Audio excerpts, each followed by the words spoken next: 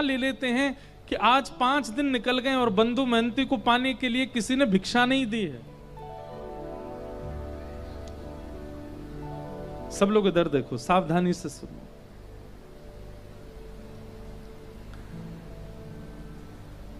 पत्नी व्याकुल है और पता क्या करते हैं, बंधु महंती का नियम है, भिक्षा लेकर के आते हैं घर घर से या बैठ जाते हैं रोड के किनारे, जो दे देता है उसको ला करके पत्नी बच्चे और स्वयं पा लेते हैं। और पवाने के पीछे शर्त रखते हैं, क्या? पाने के बाद नाम जप करोगे, ठाकुर जी का स्मरण करोगे, भजन करोगे, कीर्तन करोगे। करताल बजा करके अपनी पत्नी बच्चों के साथ कीर्तन करते हैं। 5 दिन हो गए, अन्न नहीं पाया तो पत्नी बोली, अब तो अन्न मिला नहीं तो फिर कीर्तन भी नहीं होगा। अन्न मिलेगा तो कीर्तन होगा ना, कुछ खाने को मिलेगा, पेट में जाएगा तभी तो स्वर निकलेगा, तभी तो ताल बजेगी, तभी तो नृत्य होगा, कीर्तन रुक जाएगा। अब बंधु महंती को इस बात की चिंता नहीं है कि अन्न नहीं मिल रहा, उसको इस बात की चिंता कीर्तन नहीं करेगी। सब जगह जाते हैं, कहते हैं कि मुझे कुछ दे दीजिए, कुछ घर में बनेगा, ठाकुर जी को निवेदित करेंगे तो फिर कीर्तन नहीं रुकेगा। लेकिन आज ठाकुर जी ने ऐसी परीक्षा ली बंधु महंती जी की कि सप्ताह निकल गया और किसी ने कुछ नहीं दिया।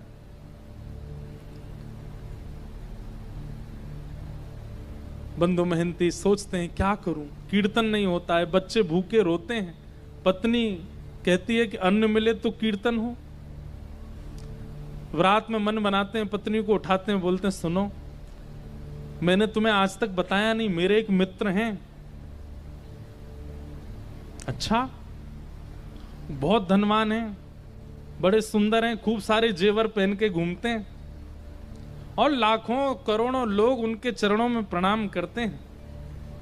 अच्छा, तुम्हारे मित्र हैं? बोले हाँ मेरे मित्र हैं, मुझे अपना सखा मानते हैं। वो क्या नाम है उनका? बोले मेरा और उनका एक जैसे ही नाम है, मेरा बंधु महंती नाम है, उनका दीन बंधु नाम है, उनका नाम दीन बंधु, हम दोनों मित्र हैं एक दूसरे के।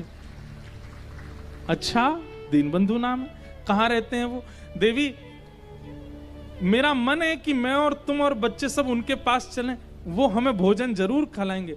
भोजन का नाम सुनती पत्नी इतनी खुश हो गई जैसे पति आज के डेट में गए डायमंड देने को बोल दे या हीरे जवाहरात देने को बोल दे, खूब सारी ज्वेलरी। पत्नी भोजन देंगे? बोले भोजन, दाल देंगे, भात देंगे और साथ में छेना पोड़ा देंगे, आदि आदि सब देंगे। ये सब सुनकर के हम चले उनके पास, चलो बच्चे सो रहे हैं, मैं गोद में उठा लेती हूँ, चलते। देवी चल तो देंगे लेकिन थोड़ा समय लगेगा। कोई बात नहीं, सुबह तक तो पहुंच जाए। सुबह तक नहीं देवी, 5 दिन का समय लगेगा। पत्नी बोली 5 दिन? कहाँ रहते हैं? बोले एक नीलाचल धाम है जगन्नाथपुरी, वहां रहते हैं, मेरे दीन बंधु वहां रहते।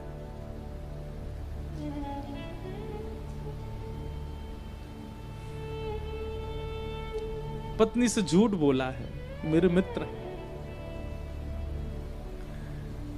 कोई बात नहीं, हम सह लेंगे, लेकिन भोजन तो मिलेगा ना वहां पर? हाँ मिलेगा ना, मेरे मित्र हैं। भोजन की बात करती है, वो वस्त्र भी देंगे, अन्न भी देंगे, रहने को घर भी देंगे, चल। और अपनी पत्नी को लेकर के जा रहे हैं और रास्ते भर जगन्नाथ जी से प्रार्थना करते जा रहे हैं, हे महाप्रभु मुझे कुछ नहीं चाहिए, तो मेरी लाज बचाना। मैंने इसको बोला है कि आप मेरे मित्र हो, कहीं आप मित्र बनकर के नहीं मिले तो इसके मन में अविश्वास हो जाएगा, और इसके मन में अगर अविश्वास हुआ नाथ तो मैं क्या करूंगा। अब इसी बहाने से अपनी पत्नी बच्चों से कीर्तन कराते। अब तो 3 ही दिन में पहुंच जाएंगे, कीर्तन करो।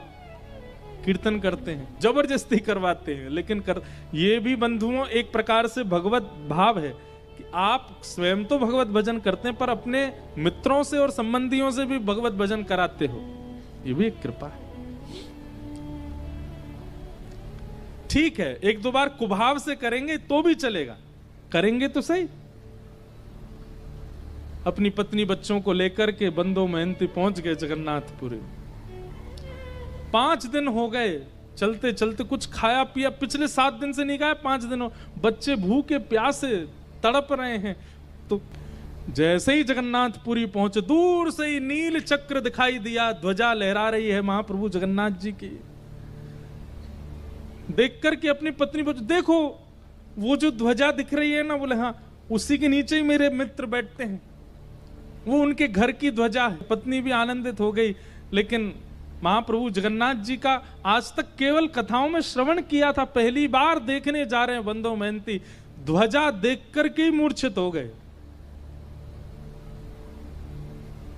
पत्नी ने बड़ी मुश्किल से होश में लाए।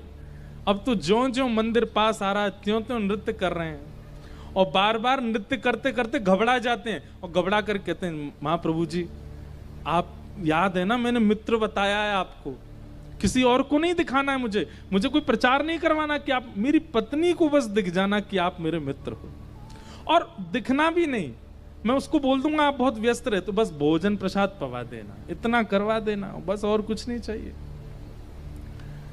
महाप्रभु जी के मंदिर पहुंचे, जाने कितनी बार ठाकुर जी की स्मृति में बेहोश हो गए।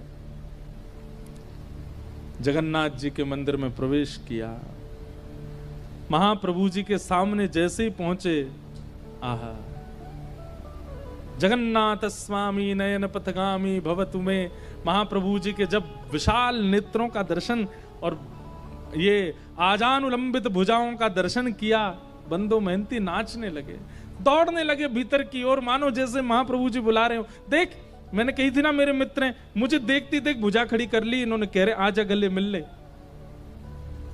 हाँ भुजा तो जाओ मिल लो, अभी नहीं ना, अभी वस्त्र नहीं धुले मेरे, अच्छे स्वस्थ वस्त्र पहनूंगा, ना धो के तैयार तब जाऊंगा भीतर। एक लाज तो बचा ली ठाकुर जी, अब दूसरी कुछ प्रसाद पवा देना। ऐसे बंदो मेहनती रात भर बैठे रहे मंदिर के द्वार पर, किसी ने भोजन नहीं पूछा। पत्नी बोली आप तो कह रहे थे कि आपके मित्र भोजन पवाएंगे, दाल भात और जाने क्या क्या आप हमको प्रलोभन दे रहे थे। अरे तू देखा नहीं कितनी भीड़ थी अंदर, कितने लोग बैठे थे वहां पर, अभी सबसे मिल रहे हैं, वो सुबह तक हो जाएंगे, कराएंगे ना हमको।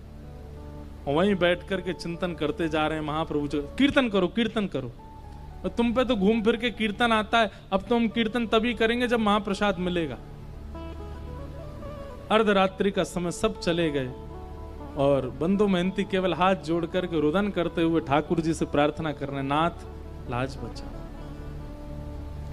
और तभी महाप्रभु जगन्नाथ जी एक ब्राह्मण का रूप धारण करके आए, अपनी सुंदर थाल में महाप्रसाद, स्वयं गए रसोई में ठाकुर जी, और जो महाप्रसाद रखा था जगह जगह से हंडियां उतार करके अपने हाथों से ही महाप्रसाद धर रहे हैं, अपने हाथ से ही दाल ला रहे हैं, और फिर ढूंढ रहे हैं कौन कौन सी सामग्री कहाँ धरी है। सब जगह से, जैसे कोई थाल, माता थाल लगाती है बालक के लिए, उसको ये अच्छा लगता है ये भी पवा देते हैं, ये अच्छा लगता है ये भी तो महाप्रभु जी देख रहे हैं मेरे को भोग में क्या क्या अच्छा लगता है, वो सब सामग्री ढूंढ ढूंढ के निकाल रहे हैं। कटहल की सब्जी धरो, महाप्रसाद धरो, खिचड़ी धरो, इसमें दाल धरो, ये धरो, सब पूरा थाल अपने हाथों से सजा रहे हैं। सुभद्रा जी बलभद्र जी देख करके कितने प्रसन्न हो रहे हैं, वाह आज महाप्रभु, पूरी दुनिया इनकी थाल लगाती है लेकिन आज खुद थाल लगा के लेके जा रहे हैं।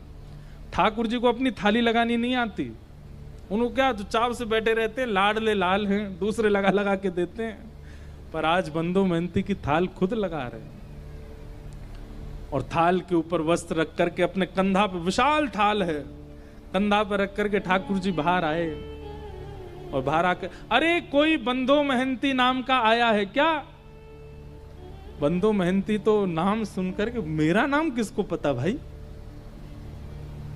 मन में सोचा, पत्नी तो सो गई है, मन में सोचा कोई और होगा बंदो मेहनती मेरे जैसा, लेकिन देखा कोई और है भी नहीं, अकेला मैं ही बैठा हूं।